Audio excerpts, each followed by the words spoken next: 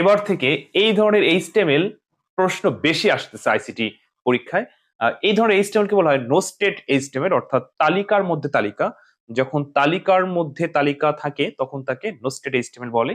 তো আমার এক অনলাইন শিক্ষার্থী, সে এই ছবিটা আমাকে পাঠিয়েছে, স্যার আমার টেস্ট পরীক্ষায় এই ধরনের প্রশ্ন এসেছে, আমরা করছি আপনার নিয়মেই, কিন্তু আপনি একটু বুঝাই দিয়েন। তো আমি চিন্তা করলাম যে প্রায় কলেজে এই ধরনের প্রশ্ন যেহেতু আসতেছে টেস্ট পরীক্ষায়, তো এটা বোর্ড পরীক্ষা এরকম অনুসরণ করবে, অর্থাৎ আসতে পারে।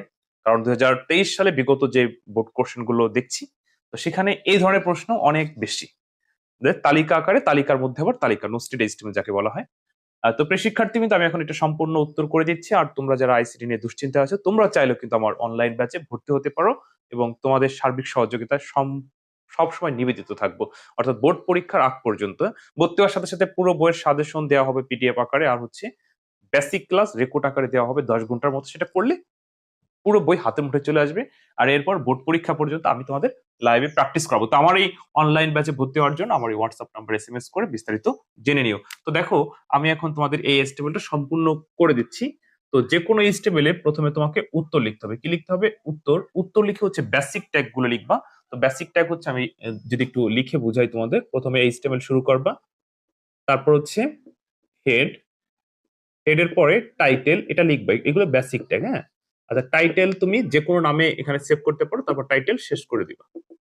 যদি টাইটেল প্রশ্নতে বলা থাকে যে এই নামে সেভ করো বা এই নামে এইচটিএমএলটা তৈরি করো, সেটা লিখবা। আর যদি কিছু বলা না থাকে তাহলে তোমার ইচ্ছা, তুমি এখানে দেশের নাম লিখতে পারো বা বিভাগ, যেটা লেখো, ঠিক আছে, ডিভিশন যা লেখো, কোনো সমস্যা নেই। আচ্ছা, এরপর হেড শেষ। হেড শেষ হওয়ার পর বডি শুরু।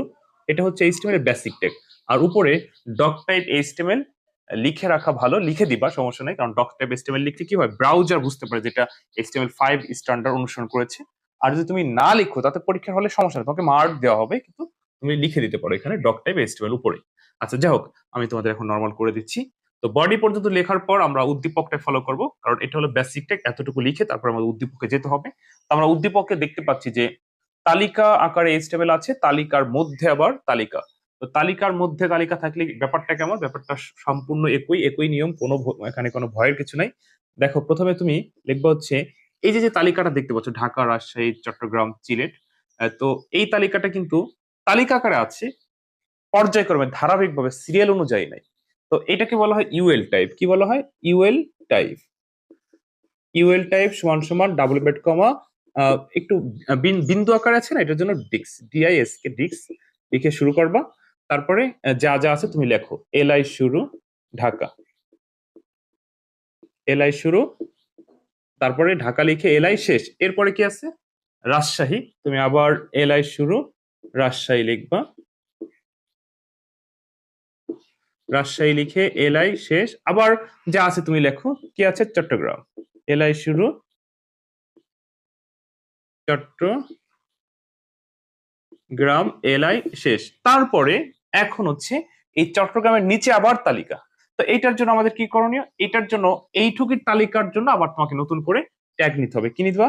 ইউএল শুরু, অর্থাৎ ইউএল, সরি, এবার হলো ওএল। মানে এটা, এই যে যে তালিকাটা দেখতে পাচ্ছ, এটা ইউএল আকারে না, এটা ধারাবাহিকভাবে পর্যায়ক্রমে আছে, সিরিয়াল অনুযায়ী আছে।